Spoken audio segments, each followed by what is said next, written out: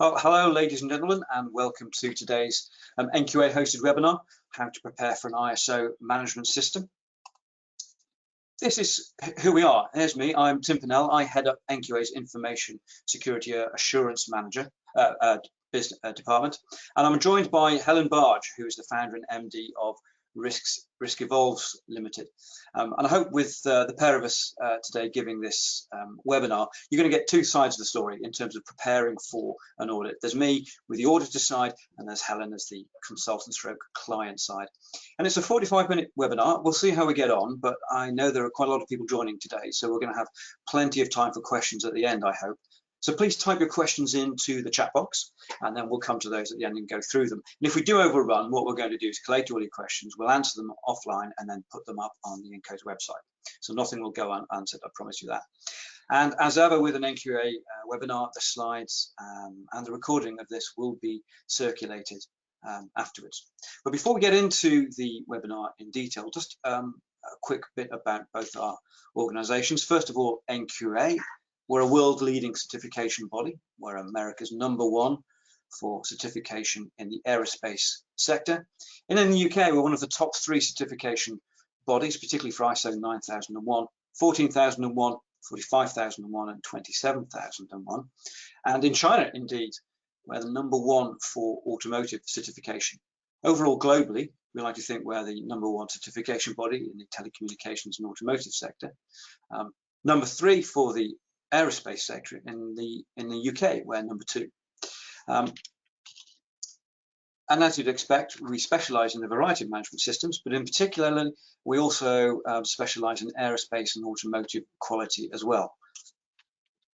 And we offer a range of training courses, from virtual e-learning, live webinars such as this, in-house training, where we can come to your premises as well, and public training locations nationwide, COVID permitting, of course.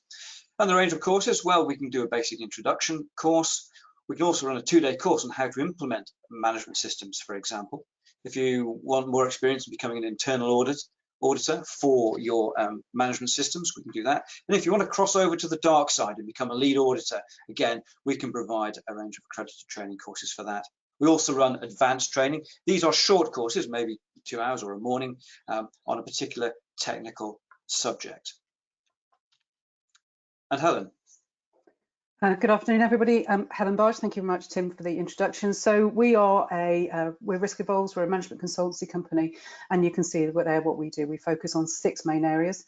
In terms of our relationship with NQA, we're on the APP scheme with NQA, but we're also a client of NQA. So in addition to helping our clients achieve various ISO certifications, we have achieved ISO 9001, 27001, and 27701, the Privacy Information System standard, with NQA as well. And I'll give you a little bit more about our experience and how we support clients as we implement ISO certification systems for them as we go through the remainder of these slides.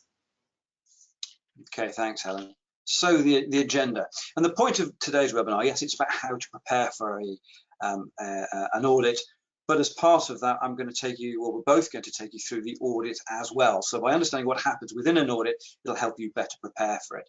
So Helen's going to start talking about the benefits in ISO management systems. And we're doing that because we're assuming that some of you might not yet be familiar with ISO management systems. So it's good to sort of establish that baseline of understanding. And she'll talk about something known as Annex SL and PDCA. More on that from Helen later. And then I'm going to talk about the audit cycle. There's a 3-year cycle and how we go through that. But then what I would expect as an audit from you, the client. Helen's going to talk then about how you're going to prepare for the audit, which is essentially the main subject of this. And then I'm going to quickly take you through the main points of what happens within the audit. Helen again will talk about your role within the audit, and there's an interesting slide she's got there, which is about how to manage your auditor. Helen and I get on very, very well, but I'm intrigued. I'm looking forward to seeing what she says about that bit. And then I'm going to finish with what happens at the end of the audit and the post-audit activities. And also I'm going to talk about dispute resolution. It doesn't happen very often, but sometimes disagreements arise, and it's just worth sharing that bit of knowledge as well. Okay, so on that note then, I'm going to hand over to Helen, who's going to talk about the benefits of the ISO management system certifications. Thank you, Tim. So it's probably worthwhile just stepping back a little bit and just think about who or what is ISO. If you're new to the world of ISO certifications, there are a phenomenal number of them. So ISO itself has been around since 1946. It's been around for many, many years. And its role is really to help organizations, businesses, companies, charities, doesn't matter what sector you're in or even what size you're in, what size your organization is, to understand how to do things better.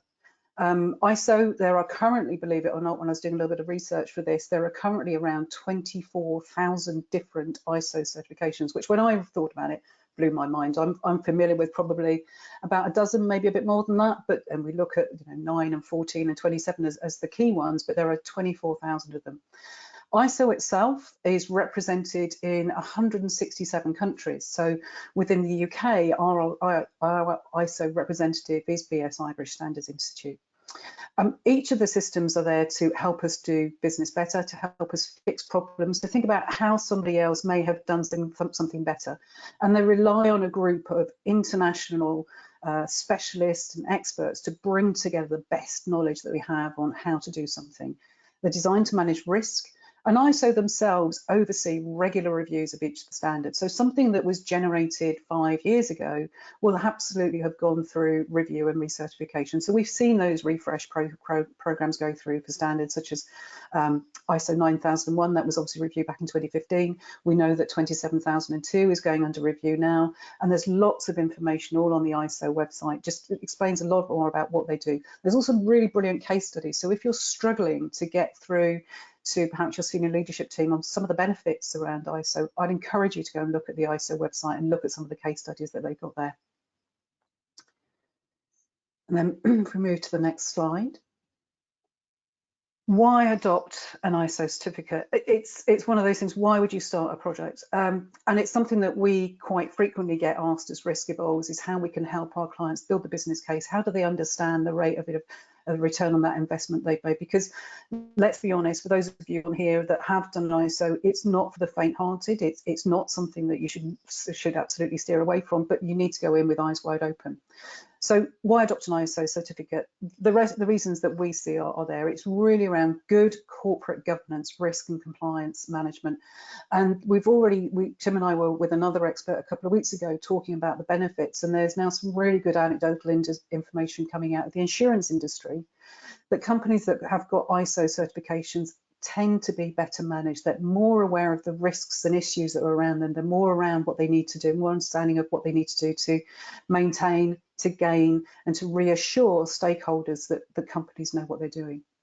For our end customers, of course, it also gives us a reassurance that we are going to get reliable delivery of products and services, that an organisation knows and understands what's happening within its business.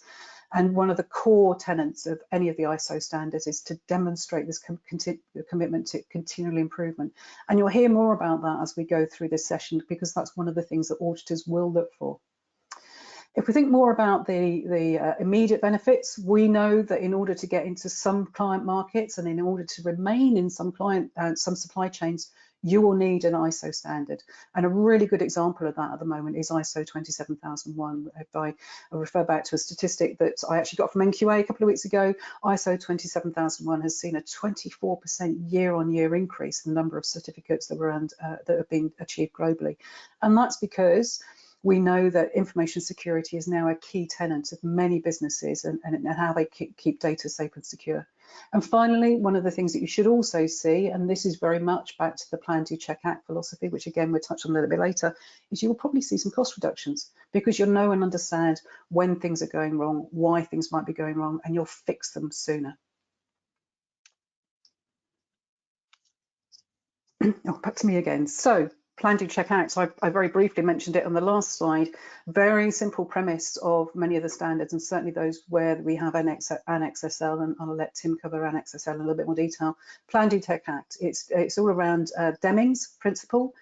Very simple principle that if we plan to do something, we decide and we determine exactly what it is that we're going to do. If we plan that in detail, if we execute the plan, if we do what we plan to do, if we then check that we did what we planned to do, and we correct accordingly anything that comes out of those findings, then we will see continuous improvement within the organisation. And you'll know that anecdotally. You'll see and know yourself that if you plan a task well, if you understand the requirements from a customer, if you play those requirements backwards and forwards to the customer to make sure you've got an absolute clear understanding of what they want, you then deliver what the customers agreed, and you go back and check that you actually met the customer's requirements, then you're going to have fewer problems to fix it going forward.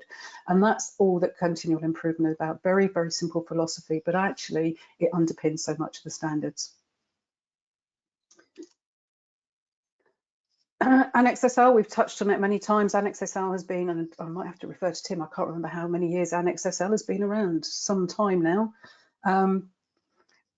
Tim's I'm not sure. I'm not sure. But yeah, we didn't rehearse this bit, did we? But Annex SL is really the glue that helps so many of the standards interlock together. So they have a common look and a common feel. And one of the great documents that Tim's actually produced as well is a list of how those standards look as you go through clause 4, clause 5, clause 6, and how they interlock and interrelate to each other. And we find Annex SL so helpful when we're running an integrated management system. So rather than thinking about quality as a standalone pillar within your organisation, or environment as a standalone pillar, or security or health and safety, you bring those together, and the common elements are managed as part of Annex SL, which means you can have things like single training matrices, single risk registers, single audits, management reviews, which cover so many different topics.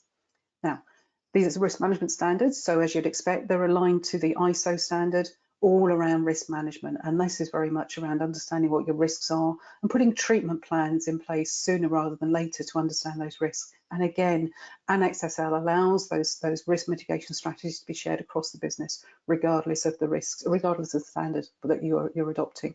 And certainly when we're working with customers to implement multiple standards, as an example, just come from a call with a client who's got 27001, they've got 9001, and we're going to look at the Annex SL elements and bring them together to run an integrated management system. And that effectively means that their management system will run more efficiently, but they're likely to see some reduced costs as well in terms of overheads and auditor costs and so on and so forth.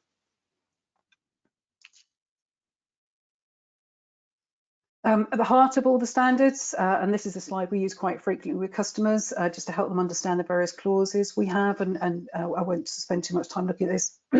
We have the policy, so what is it the organisation wants to achieve?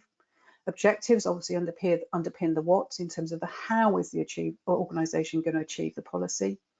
That's supported by a number of procedures, whether that be customer management, whether it be supplier management, whether it be non-conforming product, and so on and so forth. To support the evidencing of the procedures and the objectives, we're going to have some records. So how do we actually achieve that? What are we going to collect to evidence what we've done? Clearly, we're then going to review and measure what we've been collecting so far. We'll do an internal audit to review and check those measurements and the review, and then we'll look for the improvement actions. And that's the continuous cycle that you'll see as evidence through the Annex SL clauses. And that also correlates as well with Plan 2 checkout. So a little bit of a whistle-stop tour on how some of the standards are structured, and hopefully you found that quite useful. Okay, thanks very much, Helen. Right, so let's get into the audit itself and how it hangs together.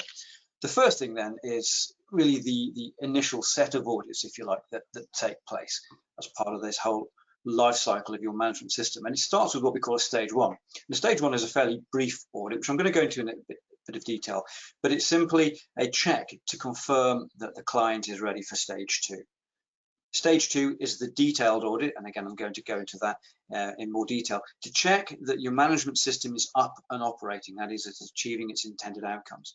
And if you get a successful outcome, that means you get the NQA ISO badge, and you also get to use the UCAS logo as well.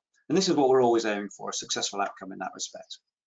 So let's have a look at the stage 1. Now, the stage 1 is essentially a mandatory documentation check, and to determine the extent to which the management system is already up and operating. If you think that all of these ISO standards have a set of mandatory documentation that must be in place for a management system, and I've got an example over on the right there of some of the mandatory clauses required by ISO 27001. And forgive me, I'm an information security auditor. I may stray into a lot of information security type terms, but this webinar is about all of those ISO standards, those Annex SL standards.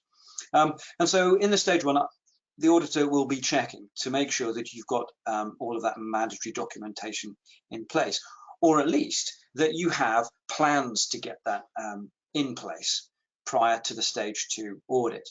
Now, if we find something is not right, if as auditors we find something's missing or not right, let's say, for example, if we look at 9.3 results of the management review, it's a mandatory item to conduct a management review periodically. And if we see that the organisation hasn't done that, or they haven't got a schedule to take place before the stage 2, we would raise what's known as an area of concern. An area of concern is something that would result in a non-conformity if it was found during the stage 2. And then at the end of that audit, the auditor would make a recommendation to the client whether or not to proceed to the stage 2 audit. The important thing to note here is the stage 1 is not a pass or fail audit. It's simply a check to determine whether or not you could be recommended to proceed to stage 2. Some organisations deliberately use this stage 1 to work out what they're missing. Now that's a high risk strategy. You've got to make sure you get this stuff in place prior to the stage 2 in order to have a successful stage 2 audit. But the important thing to note here of the stage 1 is that all of the mandatory documentation is listed in each standard. You'll have to go through and check it out, but it is there, and that's what the audit is going to be looking for. But it's not a pass or a fail. So let's assume then that you proceed to the stage 2. Now the stage 2 audit is much more involved. It's much more detailed. And this is where we look in detail at the implementation of the management system. And they'll go through each clause, bit by bit by bit, looking for objective evidence that those elements required by the clauses are in there, and to determine that the management system is achieving its intended outcomes, and that you have a set of objectives and you want to be getting there and achieving those. Now, quite often, the best way to audit an organisation, in addition to going through all of the clauses, the mandatory clauses there, is to do what's called a process-based audit. And if you think about a process, it's usually got an input, some transformations, possibly with a bunch of additional materials going into that, and then an output. And there's often a golden thread going right through that process that helps, that keeps it all together. So let's say it's a manufacturing process, there may well be a customer order. That number goes all the way through that process, but it might spawn sub-processes as well, such as purchase order and delivery notes and things like that. And so the auditor can follow that thread through, bearing in mind the requirements of the standard, looking for objective evidence that everything is happening in accordance with the standard. Now, the auditor will typically pick something at random. They might say, "Well, show me that order there," and follow it through. In software development, for example, we can do that with a customer requirement, going from customer requirements through development, through to user acceptance testing, customer acceptance testing, and then delivery into production. And all the way through, the auditor is going to be recording objective evidence of that compliance. And that objective evidence can be can take many forms: policy documents, emails, Slack chats, receipts, purchase orders, access control logs, spreadsheets for trading records, minutes of meetings, PowerPoint trading presentations, checking stock barcodes against inventory records. And the thing is, these are all tangible pieces of evidence. They can be stated by the auditor as having been observed and recorded. What's very difficult, though, is when a client says, "Well, yes, we do it." You see, a verbal statement isn't really objective evidence. Ideally, the audit goes in the form of, I will say, "Tell me," and then "show me." And if the "tell me" can't be verified with a "show me," then it probably won't be an acceptable piece of evidence. But we'll be looking at this in a bit more detail. So after you've achieved certification in stage 2, a year later, on the anniversary of achieving certification, you'll start that 3-year certification cycle. Your first year will be a surveillance audit. It'll be smaller than the stage 2 audit, it cut back. So let's say, for example, you had a 4-day stage 2, the surveillance might only be 2 days. There are a number of factors determining the number of days for an audit, but we won't be going into them on this presentation typically. You'll then do a second surveillance audit.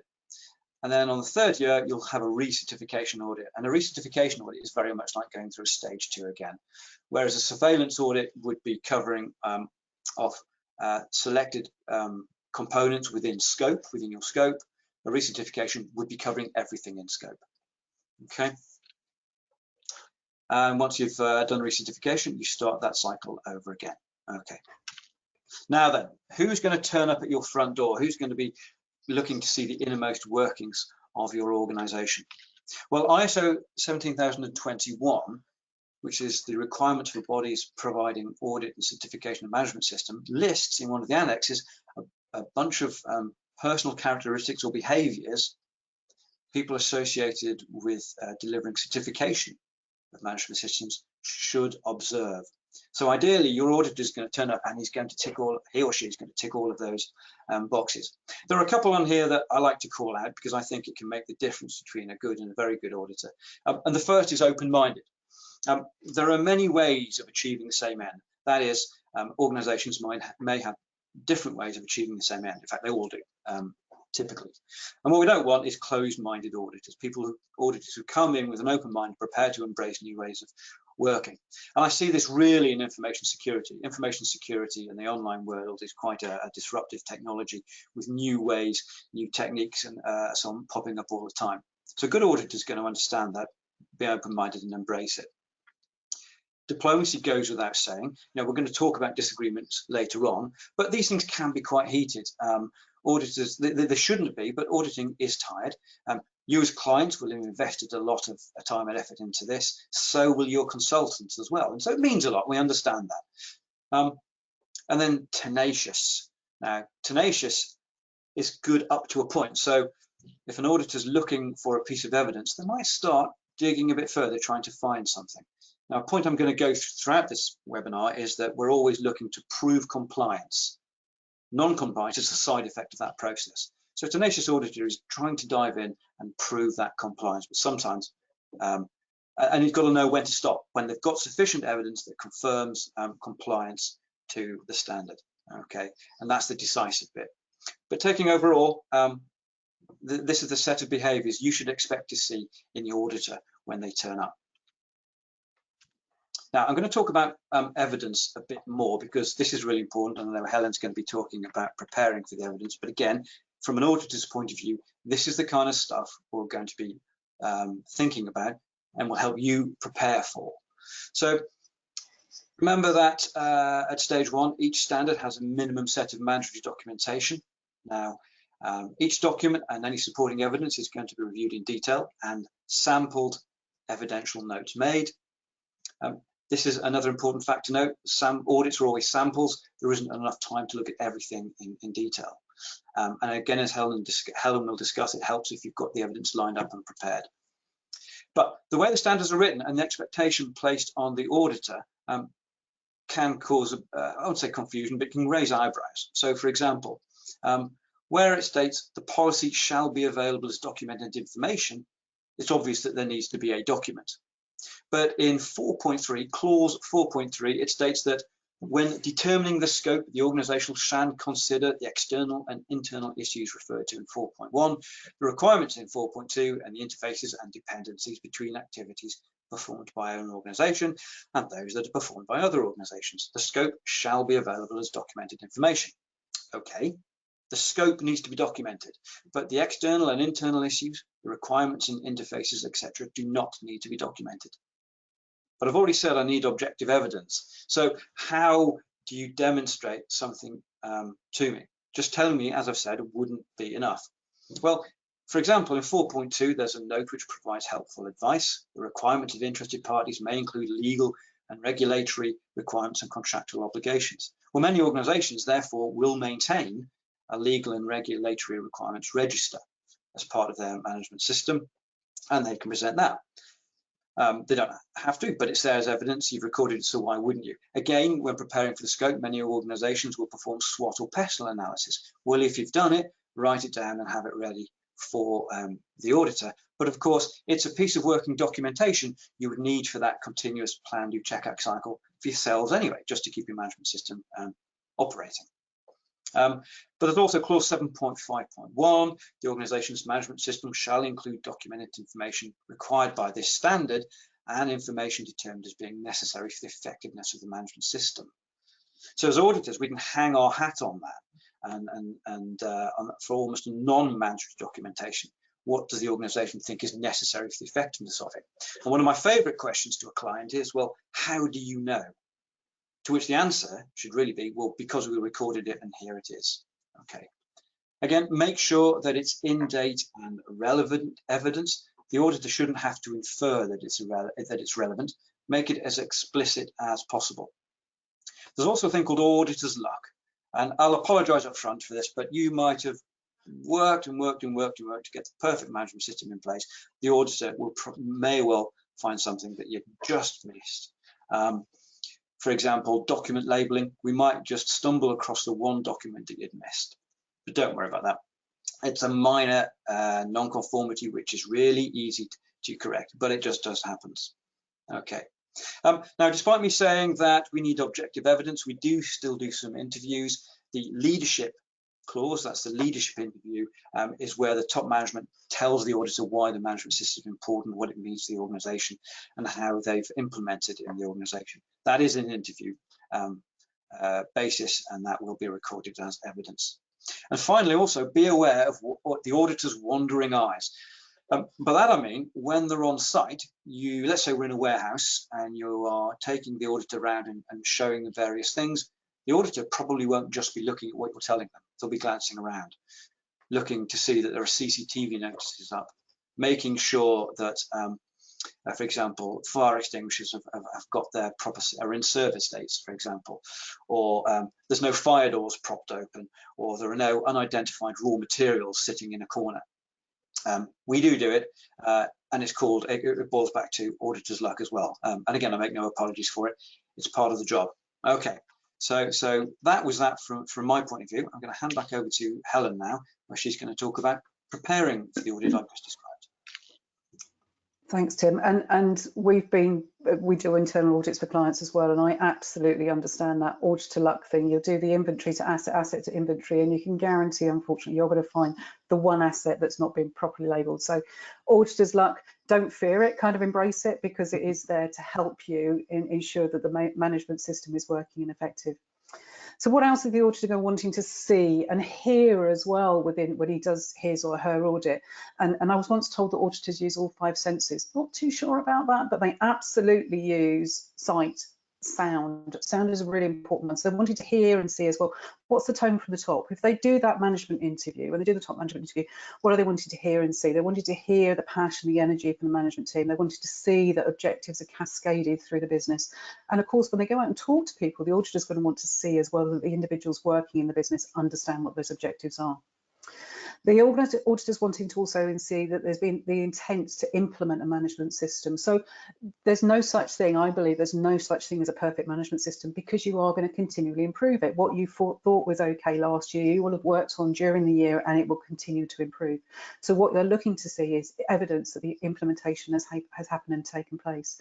And that boils down to a couple of things. It says knowledgeable staff. So can staff talk about it? And it's not necessarily about your staff knowing what clause 7.5.1 says in ISO 9001. Leave that to your consultant or to your quality management representative or to the auditor, but they need to know where they'll go and find documents. Is it on the company's intranet system? Is it on the company's website? Is it on a procedure? Is it a form? Where would they find that information written down?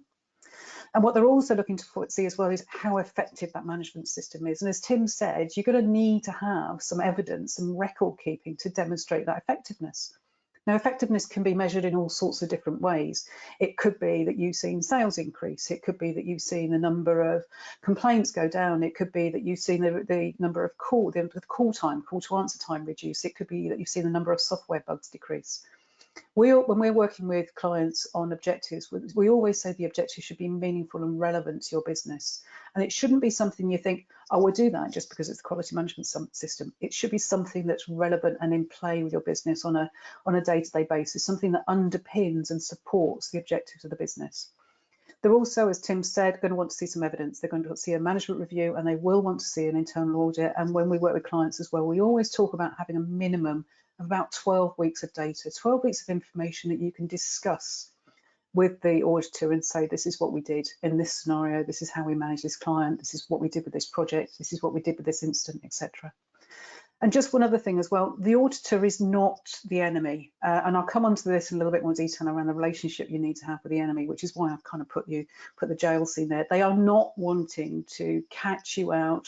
They don't want to cause life to be difficult for you. This is not about pass or fail. This is not about your career going off the cliff edge if something doesn't happen right. Auditors, in my experience, typically want to help you achieve the standard and want to get you over the line. So help work with the auditor and help them to see what they want to see. So when we're working with clients, again, I've mentioned that 12 weeks of data, we tend to do 12 weeks of prep as well. And this is our kind of quick checklist of the things that we recommend that clients work with, and we certainly work to deliver when we're working with clients. I won't go through all these points. It's something you can take away and do a quick checklist. One thing I would always say is just check the date of your audit. Make sure that the date that you had given to you at the previous audit is still the date they're going to deliver. Sometimes the audit bodies have reason to change some of the dates around. It's just a really quick check and balance to make sure that you've got everything in place. Check your audit reports from last time. Make sure you're covering off the non-conformities and make sure that you've got some sort of response for the OFIs, for the opportunities for improvement if you're not going to execute them. Conduct a management review. We've touched on that as well. It's a good evidence to have, and what it does, I've always found when you're conducting a management review a couple of months before the external audit, is it just gets everybody focused on what you're trying to achieve and some of the hiccups you may have on your journey. Check the auditor agenda. Have you got the audit agenda across from the auditor, and can you start to arrange those interviews that the auditor is going to go and do? What is it they want to see? Who do they want to speak with? Is your primary person going to be on vacation or some sort of leave of absence during the audit period? Confirm the auditor's got any dietary requirements. Sounds really obvious, but is there anything else they need? Have they got any access requirements? How are you going to make life easy for your auditor, so problem-free? What can you do to make sure there's going to be no bumps in the journey of your auditor? Check meeting notice, make sure the rooms are available. There is nothing worse, having done it as an internal auditor for a client, turning up, you're going to do the interview, and suddenly you haven't got a room in which to work. And then some of the other data hygiene as well. Make sure that your auditor's going to the right place. We had one instance where the auditor went to the registered company office and not to the location he was supposed to be auditing. It was just a really easy phone call we made 24 hours beforehand, should have made 24 hours beforehand, but didn't do. Organise coffee, biscuits and lunch.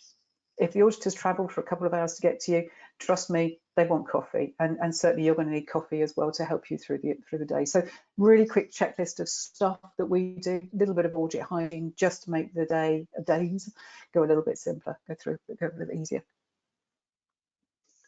Okay, thanks, Helen. If there's one thing I urge you all to take away from this audit, it's coffee and biscuits. Speaking of the audit. Other than that, okay, so you've prepared for it. You've got a good idea of what to expect in terms of that, but let's quickly look through the audit. Now, the auditor will have provided to you in advance an audit plan, again, to help you prepare for the day. Certainly if you're working with your consultant as well, will be helping you get ready for that. This is the same whether it's face-to-face or on site. If it's a Zoom, as in face-to-face, or whether it's on site. If it's Zoom or Teams or whatever, then we can still do most of this apart from some of the site tour, which may involve holding up a mobile phone that's dialed into the meeting and then walking around the site. But ideally, we're on site and going around stuff, but they will still follow the same format. And they'll start with an opening meeting where we'll go through introductions. We'll confirm that the audit plan still is good to go, whether there are any changes that need to be made, that people are available, and so on. Go through any health and safety requirements or anything like that. Certainly with COVID, there may be, in advance of the audit, we should have prepared COVID risk assessments and done that due diligence as well. But a review of any of that kind of requirement at the opening meeting. And then typically many auditors will do a review of the previous audit's findings. You don't necessarily have to do it in that order, but it helps to get them out of the way up front. And so by way of an example, if this was an example 2-day stage 2 audit, so it's a very small organization in this respect, one of the things they would do would be to look at the stage 1 areas of concern, which I've already mentioned. Now, an organisation in this example, in this fictitious organisation, hadn't planned an internal audit program that would provide the information that the management system conforms to the requirements of the standard. So that's the wording that the auditor put in the stage 1 report for that AOC. So they'll say to the client, okay, we're going to have a look at that AOC. What have you got? And the client will say, well, look, here's our internal audit plan, and we'll confirm that the requirements of the standard are covered off by the internal audit plan for that particular year. And so the auditor writes down the piece of evidence they saw, so that's the file name. You don't necessarily have to include, it wouldn't necessarily include the extension. But then also would also note that the evidence showed that the internal audit plan programs the internal audits against procedural requirements and system arrangements, that being the management system, confirmed that the audit plan suitably ensures internal audit against the requirements of the ISO standard, and confirmed that the audit plan covers all sites, including suitable risk-based sampling of operational sites. And often included in that, there'll be a bit of examples of the kind of content that was in the internal audit plan. So at that point, the auditor said, okay, we've closed off that stage 1 area of concern, that's fine. If they hadn't, then that AOC would have been escalated to a minor non-conformity. And in the next slide, I'm going to talk about the differences between major and minor non-conformities. And then you can see there, from 945 onwards, the auditor is going through each of the management system clauses, 4, 5, 6, 7, 8, 9, and 10. And that is covered off the first day. And this is just an example. The auditor will need some time to do some report writing, particularly if they've been traveling. They always want to get the audit report to you at the end of the audit overall, so they need some time to do the report writing. And once they've done that, they may well have an interim closing meeting. That is just to recap on the day, remind everybody of any findings that were raised, and then reconfirm the plan for day 2. Day 2 starts, a quick opening meeting again, confirming everything's good to go. And this time they're going through some of the processes that are in scope. Also included in that is a site audit. And then again, the auditor needs time to do some report writing so that they can give you the report at the end of the meeting. That's the ideal circumstance. Many organizations allow, certification bodies allow themselves up to 48 hours to get the report to you. But I can tell you from an auditor's point of view, if you've got back-to-back clients, it's very difficult to do that. So most audit plans will allow the auditor time to write the report up. And then they'll have the closing meeting, again, which I'm going to go through in a couple of slides later. Now, let's have a look at non-conformities. Now, I'm going to reiterate this. The whole point of performing the audit is to confirm that the management system is implemented and effective. It's achieving its intended outcomes. And therefore, we're trying to prove conformity, trying to get you there. Non-conformities are a side effect of trying to prove conformity, but they're raised in the spirit of continuous improvement. Now, in stage 1, we talked about how you could raise an area of concern. In a stage 2, a surveillance audit and a recertification audit, there are 3 types of findings we can raise: opportunities for improvement, minor non-conformities, and major non-conformities. Now, opportunities for improvement, or OFIs, are whereby the auditor can suggest something for improvement without straying into the realms of being a consultant. Because if we do that, then we start marking our own homework and we're no longer impartial auditors. So an OFI is a convenient way, a convenient vehicle for saying, well, you could have done it this way and it would have been better for you. However, OFIs have no bearing on the overall audit outcome. They're there for your consideration. Whereas a minor non-conformity is something that doesn't quite get you all the way there. You haven't met the full requirement of the standard, but you're part of the way there. A major, on the other hand, is something fundamental is missing, and that could affect the ability of the management system to achieve its intended results. So let's have a look at major and minor in a bit more detail. Okay. Now, the first thing to note is I know that many clients are scared of non-conformities and view them as a poor reflection. Again, I'll emphasize this. We are raising findings in the spirit of continuous improvement. And indeed, it's quite telling when we audit organizations who thank us for raising non-conformities, because we know that they've embraced continuous improvement and they're on that journey, or that they're always trying to be better. Okay. So I've got a couple of examples here. So first of all, we start with a major non-conformity, and we're basing it on the management review piece here. Okay. And as a requirement, you can see there I've highlighted in bold on the left, top management shall review the management system at planned intervals. Now, shall means something is mandatory. Should means it's guidance. So where you see shall, it means you have to do it. and there's no getting away from it. Okay, and so in this case, a major non-conformity was raised because no management review has taken place, or the organisation cannot present any evidence to show that it has taken place. Now, if that's the case, if you get a major, then typically at the end of the audit, we would say the certification cannot be recommended, or certification could be suspended or withdrawn. So we get it, major non-conformities are particularly unpopular, but there are fundamental things missing. So your management system can't be working, okay? However, the flip side of that is a minor non-conformity. So let's say, in this case, the management review had taken place, so that's the shall. But note the second shall, the review shall include. And those points A to F are the mandatory items that must be covered by the management review. Now, in this case, in this fictional company, we observed that the management review had taken place, but the client had missed out item number 4, fulfillment of objectives. Okay. Well, okay, we can see that you've done the management review and you've slipped up slightly. That's a minor non-conformity. And in this case, that wouldn't affect a certification outcome unless there were lots of minor non-conformities that taken together could suggest a trend that the management system was not operating as it should do, which taken together could result in overall major. Haven't seen many of those. They do happen, but not many. So hopefully that explains the difference between the major and the minor. Major, something fundamental is missing. Minor, it's not quite right. It's not quite there. So we mentioned before that these audits are we go to put a lot of effort into preparing for them. They can be quite intense. They should be fun as much as insofar as that's possible with an audit. We should take regular breaks as well and keep well hydrated throughout an audit. But nonetheless, we recognise that sometimes people don't always agree. So there's no surprise in that. But there's a few things to note. First of all, again, non-conformities are an enabler of continuous improvement. So please embrace them. Take them in the spirit with which they are raised. We always want the best for you, and we're not trying to catch you out. But secondly, there may well be a misunderstanding, and that can happen in both directions. Maybe the auditor didn't explain things possibly, or maybe the auditor hasn't fully comprehended the evidence you've presented to them. Bear in mind that although we may be experts in your sector, we audit organisations, many organisations back to back. We only have a short time to get to know your organisation, which will be unique, and so we need some time to understand the context within which you're presenting that evidence. So please be patient and bear with us. But don't take offence. It's never personal. We're there for you.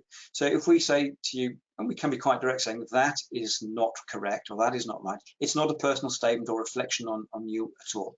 It's an attempt to say, we know that you want this management system. That's not quite right. This is why. Okay. But you should always expect that consistent audit experience from us.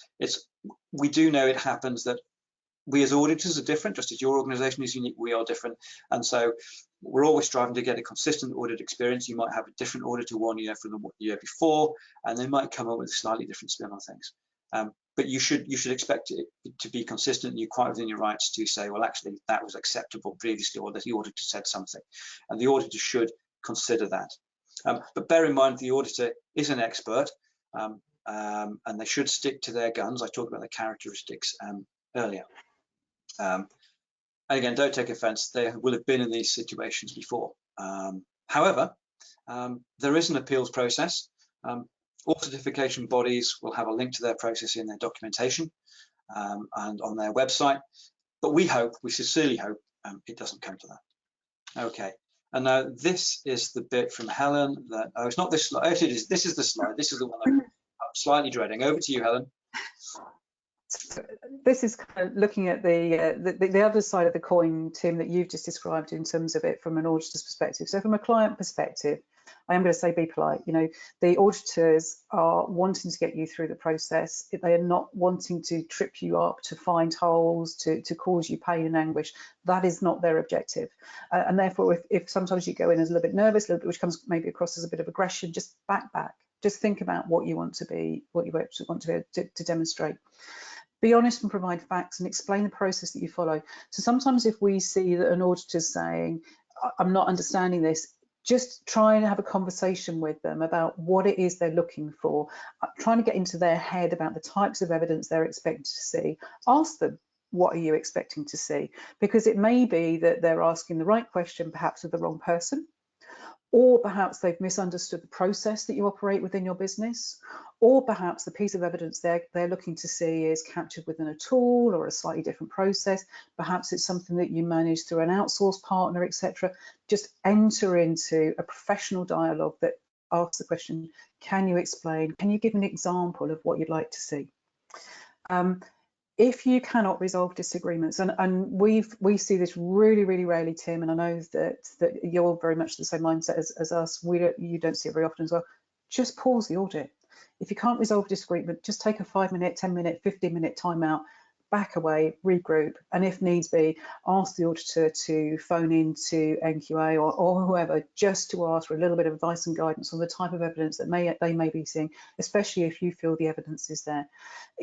We're not there to, nobody there is there to trip you up. This is all about trying to get people the right outcomes. As I say, they are only human. They do not know your business as well as you do. You know your business inside out, upside down, and back to front. And therefore, you please try and spend a little bit of time, certainly at the beginning of day one with an audit, just to explain what your business does to the auditor. Because whilst perhaps he's been into a software as a service audit, a software as a service client the day before, or a manufacturing client or a financial client, he'd possibly not been to you before.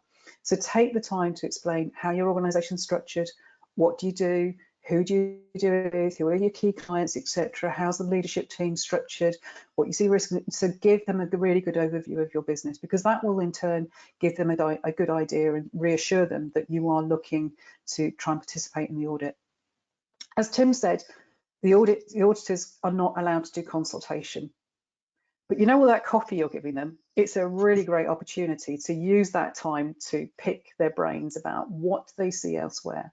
So the last time you were doing a software as a service company then, Mr. Auditor, where did you see best practice? Tell me what you see. Talk to me about the risks and issues that you may be seeing elsewhere. Now, clearly they can't talk about specific clients, but they may be able to talk about specific sectors or specific areas where they may be seeing risks, they may be seeing opportunities, etc. So they can't do consultation, but they are allowed to kind of give you some hints and tips of what this is best practice elsewhere. So this is what I mean about managing your auditor. It's just about using the relationship, building the relationship with the auditor to help them do your job, help them do their job, which in turn helps you achieve the outcome that you're looking for. That's all I was saying, Tim. It wasn't like tying them up in knots or anything like that. No, that's great advice, Helen. Thanks very much for that. You know, just build on your point about pausing the audit if you can't resolve disagreements. I often get my information security auditors calling me mid-audit for advice on a particular technical element. So that's great. And of course, we do love to share our knowledge where we're able as well, and learn from you as the client. We learn from you every audit we do as well. So that's great. It's a two-way street. And post-audit. So we've come to the end of the audit. We have a closing meeting. We go through some of the small print again. We'll probably mention the confidentiality and privacy clauses, which are in the NDA with NQA, and we'll run through the findings as well. Now, where you've got minor non-conformities with NQA, you have 90 days to return a corrective action plan form. So this is where all of the minors that were listed there, you record in there, the root cause of the finding, and then what you're going to do to address those. And then at the next audit, which will be a surveillance or a recertification audit, the auditor, as I've described earlier in that audit plan, will check to see that those corrective actions have been correctly closed. On the other hand, if a major or one or more majors were identified during the audit, you have 10 days to return that corrective action plan form back to NQA, and then 90 days to provide evidence to NQA that you have actually closed them. And in some circumstances, it may require a special visit from NQA just to confirm closure. But ideally, we sincerely hope that we've been able to recommend you for certification or for continued certification. So it's important, wherever there is a corrective action plan, get it back to NQA as soon as possible, and we can turn around the issuing of your certificate to you. And that's that. So that will be the close of the audit, and that is also the close, if you like, of the briefing element, is where we open up the floor to questions and answers. I hope you found that very useful. We have about 10 minutes to go, and as I said, any questions that we're unable to answer here now, we will answer them offline and then post them on the NQA website, so nothing will go unanswered. I'm just wondering, do we have any questions yet? I can't open this out. Why is that? Helen, okay. Yeah, so we've got a few coming in. Tim, can you see them? I've got them now, yeah. Okay. Okay, you've answered the first one to Chris. Yeah, thanks, yep. Chris. Okay, so the first one is from Elsa, and it says, for interviews of staff, do we always know in advance which positions the auditor wants to interview? So I'll take that one, Helen, shall I, as the auditor? Ideally, we will say, well, if we're going to interview somebody on a particular process, we would ask the client to line up suitable candidates for interview, should they be necessary. So say, for example, you've got somebody who works on a production line and we want to test their knowledge of the client policy and so on and so forth, then we can either ask them almost randomly, if you like, when we walk around the site, but that's really not fair. It helps if the client's been able to prepare for that. So we would say, interview X number of personnel on a particular process. On the other hand, if it's the leadership interview, then it's whoever is the senior person for the client, for their organisation. Helen, do you want to amplify that as well from your experience? No, I would decide. This is why it's so important to get that agenda up front as well, because the auditor will always give you an idea of the areas they want to see. So, for example, in one of the slides that Tim showed, he had the 2-day audit, which showed some of the areas that they wanted to speak to you. So you'll be able to determine, based on your knowledge of how you've implemented the standard within your business, the types of area they'd like to see. So whether it be HR, for example, for training, education, and so on. But if you're unclear, Elsa, this is also the reason why just have that dialogue with the auditor as well ahead of the audit, just to get some clarity from them on what they want to see. Thanks, Helen. And the next one, it's addressed directly to me from BizDev, and it says, "Hey Tim, how and why the logic are stages 1 and 2 divided that way? Stage 1 focuses on mandatory docs, forms, records before proceeding to stage 2. There's 2 parts to this question. Secondly, we are a fintech company. Past the second surveillance, we're about to get ready for research. What are the main differences between surveillance and research?" Well, the first question, why are they stage 1 and stage 2 divided that way?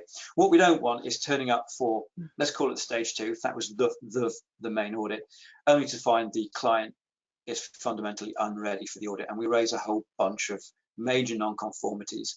That's wasted everybody's time, because we're going to have to come back and re-audit. Basically, the stage 1 gets you ready for that. It lets you know where you stand, what's missing, and what you need to do for it. That's why. And then secondly, what's the difference between surveillance and research? Well, really, the research is a bit like this. It's more like the stage 2. It's a much more detailed audit. A surveillance will only pick up certain elements each time from your scope. The research will cover everything in scope. I hope that answers your question. What have we got next, Helen? I'll leave that one to you. What have we got? Richard Duff. So Richard asks, which clause in the ISO standards relates to the finance processes? Well, I guess I would answer that as saying, well, the whole ISO standard relates to the finance process, again, depending on what which standard you're looking at. So you may have financial requirements as part of interested parties. It could be the bank, it could be capital investments, it could be all sorts of things. If you look through the leadership team, what's your delegations and authorizations? If we go into clause 6, what are your financial risks, and so on and so forth. I rarely split out any of the standards to look at specific areas. Clearly, some areas are going to have a greater influence than others. But interestingly, when I look at finance, one of the areas I tend to look at in finance is things like credit notes. Have you raised credit notes? If you've raised credit notes, that is the end of the process. Something's gone wrong, that means you've got to give money back to the client. What's the upstream reason for that occurring? So finance is actually a really good area, I find, to see and validate how well a management system is working, especially in the quality space. When it comes to InfoSec, you know, what's your authority for buying third-party products, especially when we're getting into cloud as a service? What's the financial controls around that? So I see finance actually embedded pretty much through many of the standards. Tim, your view? Absolutely, it's all about what's in scope, and so that Plan, Do, Tech, Act cycle is there to make your finance processes better. It's not specifically about finance. You could equally say the same about HR or anything else. Yeah. I hope that answers that question. The next one, well, Chris, thanks very much. Chris has said, really pleased that we mentioned about the auditor not being the enemy and that they are there to assist. Absolutely, absolutely. We're here for your success. We like to be part of your journey. And then Sean has said, is the 10 days to return the cap from the day the audit finishes when the report is produced? So it'll be when you receive the report, ideally within 48 hours. It wouldn't be fair to expect you to submit a cap without having had the report and all of those findings listed there. So it's from when you get the report. Okay, what's next? Helen, do you want to take this one from Upendra? Can you exclude clause 8.3 to be excluded from scope? It depends on your scope. It depends on the standard. It depends on so many different things. So it depends, I'm afraid, Upendra. It's not one of those things that is a yes, no answer. Tim? Well, yeah, I just quickly dug out my copy of ISO 27001 to remind myself that 8.3 is. 8.3. I certainly recommend, again, Helen mentioned earlier on that there is on the NQA website a list of all of the Annex SL clauses by each standard and how they map. Now, clause 8 is operations. In ISO 27001, it's tiny, whereas in 9001, it's the meat of the audit. It's the big thing. So it really does depend on which clause 8.3 you're referring to.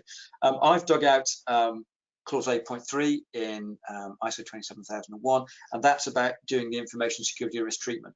Absolutely not. You cannot exclude that unless you have zero IT security risks. And I can't imagine that ever being the case. So it depends which standard you're referring to. Again, if you were to get back to us offline, we can maybe answer that question in more detail if you know which standard you're referring to. Okay, and then Kieran has said, prior to an audit, when should you expect to receive the audit plan? NQA's policy is that we'll be in touch with you at least 6 weeks before the audit. That's ideal circumstances. Sometimes things happen at short notice. If it's for example, a surveillance audit, then the audit plan should have been in the previous audit report anyway. So if there's been a stage 2 or a surveillance, we should always prepare the next audit report's plan, the next audit's plan in that audit's report. And just following up on that, Kieran, and Tim's point, exactly that, I was going to say, look at the back of your previous audit report, regardless of whether you're with NQA. You may find that audit plan. If you can't get in touch with your auditor, take that as the plan. And if the auditor, this goes back to kind of managing your auditor, if your auditor turns up on day 1, hasn't provided you with a plan, but you've driven through that plan, you've got the interviews lined up, etc., then it's an interesting discussion you can have with the auditor, but I'd suggest it's one where perhaps you're going to have upper hand, wrong words, but you're going to be in a more, you're organised, you've absolutely got commitment to the standard. Absolutely. And then Janina said, should you have the same auditor year on year, or would an organisation benefit from a pressure fair rise? Well, the answer I think to that is yes and yes, and yeah. But also no and yes. So it's good to have an auditor for a period for 1 or 2 certification cycles, and then you would benefit from a change in auditor. The auditor gets to know your organisation, you get more from the audit experience, but then eventually have a fresh pair of eyes is always good. And Helen, you've probably got experience of this one. No, exactly the same. One of my pet peeves is when you have a different auditor every single audit. I really dislike that. And it's for the reasons that Tim said, that auditor has not had the ability to get to know your organisation and really provide value add. I like having an auditor assigned for a couple of years, but I also like to say, thank you very much. It's time for us to have a fresh set of eyes. And again, that's not a reflection on the auditor's ability. It's around your need as a business to continue to improve. Yeah, completely agree. Okay, and then Juan has said, what areas aren't audited in a small branch when the main office goes for the whole ISO audit? Yeah, so typically we'll have a head office audit, which covers off most of the management system elements. But there may be some of the things that occur in a branch office, which are unique to that branch office, so they would need to be audited. But also we'll check that the management system requirements, such as the policy and things like that, have been flowed down to those branch offices. So we would also look to see that things like the policy is being followed there, and whatever head office procedures are being followed as well. You would discuss that with your audit as well as part of the planning, because certainly in my experiences, I've taken the scope from a certificate, said, okay, this is the audit plan, only to be told, well, no, that doesn't happen at that office. That happens at head office, or something happens there, and we can test and adjust. But that's Helen, also back to this. No, it's just so Tim. This is back to that conversation, isn't it? And the dialogue with the auditor in terms of understanding the type of evidences they're looking for, and if what they're asking for isn't done by your particular office, then just explaining why it's not done by the particular office and signpost to where it is being done. So it's around dialogue. Yeah, absolutely. And then Dark has said, can an NC or an OFI be raised on closing? I think you mean as a major NC. Well, yeah, certainly. When we come to review findings, in fact, I had a client that I did the other week hadn't considered any of the OFIs I raised in the previous audit. Now, OFIs, as I said earlier, don't affect the audit outcome, but those OFIs are raised in the spirit of continual improvement, and the client didn't look at any of them, so they weren't following continuous improvement. So taken as a whole, I said, that is an example of you not following continuous improvement. So raised that as a whole as an NC, and the OFIs themselves still stood. NCs that are not closed could be escalated to a major. So when we come around a year later to review your NCs, if you haven't closed it, well, what does that mean? We'd have to look it in the round, and there's no one straight answer, but it's certainly possible. And that also goes back to the internal audit process as well, doesn't it, Tim? That as part of your internal audit, you should be looking at the status of all NCs, which includes those previously raised as part of your internal audits, but also, of course, the external audit. So I'd be very nervous going into an external audit where the NCs hadn't been reviewed or even progressed during the year. So, yeah. Absolutely. Absolutely. Yeah, the internal audit is such an important continuous improvement vehicle. Okay. Nagaraju has said, leadership clause audited initially, or should it be at the end before concluding? Well, personally speaking, as the auditor, I like to ask the leadership up front. That sets the tone for the rest of the audit. For me, completely agree. It's almost impossible to do at the end, because you're auditing against a set of objectives, you're auditing against the strategic goals, and if you've gone through the audit and then suddenly at the end of it your leadership team says no, we're actually not heading in the direction you've just been auditing, we're going somewhere different, then is your audit valid? So yeah. No, I agree. Okay, and then Abby has said, is there a specific course you would recommend for someone that is completely new to the audit process? Well, yeah, NQA have a bunch of courses that I would certainly recommend. You'll see them listed on the slides at the top when you get those as well. Helen, I know you're nodding furiously. Is something else you'd like to add? No. As you know, Tim, we've got a number of new starters in the Risk Evolves team, and they've been through the e-courses. So I think they're like half a day, the e-learning courses, and they've been a really, really good introduction. And those are across, I think, 9, 14, 27. Most of the major standards, definitely recommend those. Very easy to understand, very easy to consume. And Upendra has just come back and said it was clause 8.3 in 9001. 8.3, design and development of products and services. And I think your question was, can it be excluded? So it depends whether you do. Well, it depends whether you do design in 9001. If you don't do design, then it can be excluded. Yeah, part of the opening meeting with your auditor will be discussing excluded clauses. So yeah, it's very important. And that is the last question. And we've gone slightly over time, haven't we? I over time, but that's not too bad. So everybody, thanks very much for coming on to the audit. I hope you found it interesting. As I said, everything will be made available. This recording and the slides will be circulated and made available after. So thanks very much. Please visit the NQA website and the Risk Evolves website for more information. Thank you. Bye now.